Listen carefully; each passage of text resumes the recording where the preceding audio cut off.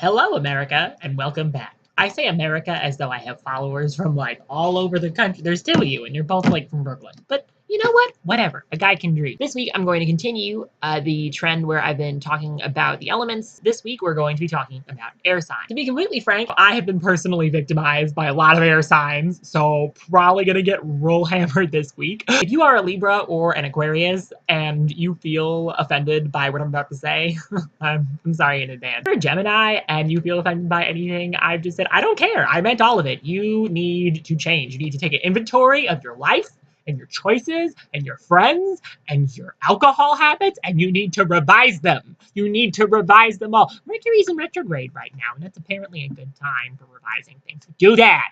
Do it. Make a change. And that's it all. If you're wondering, this is grog. In the times of piracy, pirates would take rum and dilute it with water, and the idea was the alcohol would sanitize the water for consumption, make it safe to drink. But I heard this once when I was in college, and I said to one of my friends, we have rum, why don't we just put water in rum? Like, instead of rum and Coke, rum and water. And it's like grog. We'll be like pirates. And she was like, that sounds disgusting and you're a mess. But we did it anyway. And it was delicious and really funny. So air signs. Air is about communication, philosophy, thought, rationality, and logic, right? So air is the rational perceiver of the zodiac, right? So Earth is a rational doer, right? Earth signs take whatever makes sense and they act on it, right? They are very productive. They're very forward in terms of whatever they think makes sense, right? They are rational in terms of what is, but air perceives things in terms of what should be, right? They perceive in terms of what makes sense, and they perceive in terms of what is the ideal, right? Air is also about communication, right? Air is also about talking with people. And air signs are also very much about the chattiness, right? If you meet someone and they won't shut up, they're probably an Aquarius, Libra, or a Gemini. First, we have Gemini.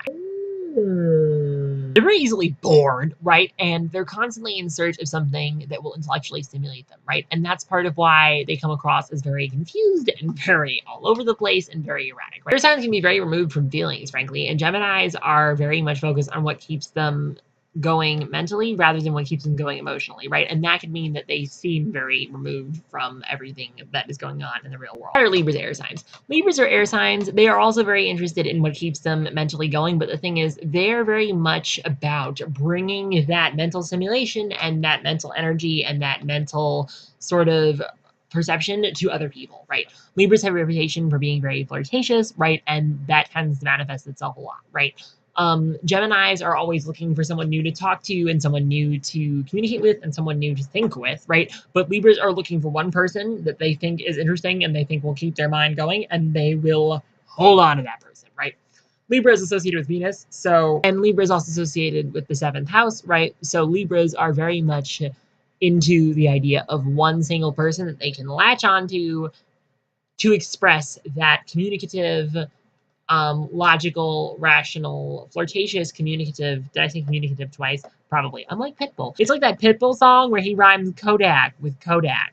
Like, that's not a thing. That shouldn't be a thing. Why is that a thing? Anyway, he's a Capricorn, not an air sign. Point being, Libras have that same communicative, rational, whatever energy, but instead of it being sort of scattered and directed in every possible way all at once, Libras are very much about communicating that energy to other people, right? They have a specific person in mind that they want to communicate that energy to, and they will do it. Aquariuses round out the 3 air signs, right? Aquariuses are also very rational, logical, communicative, right? But they do it in a way where they're very fixated on whatever their idea of the world is, right? So they have this idea of the world and they communicate, they, sort of perceive all with relationship to that worldview that they already have, right? Aquariuses are not going to get super invested if you don't agree with them. They're just going to kind of be like, whatever, you're wrong, and move on. They're going to get bored with you. They're going to stop talking. They're going to make other friends. The bottom line is if an air sign doesn't agree with you, you can try to rationally engage with them, but after a certain point, if you make them bored, they will move on. We should all try to be more interesting in our arguments, right? If you keep trying to argue the same point the same way, it's stupid. You're not going to convince anyone.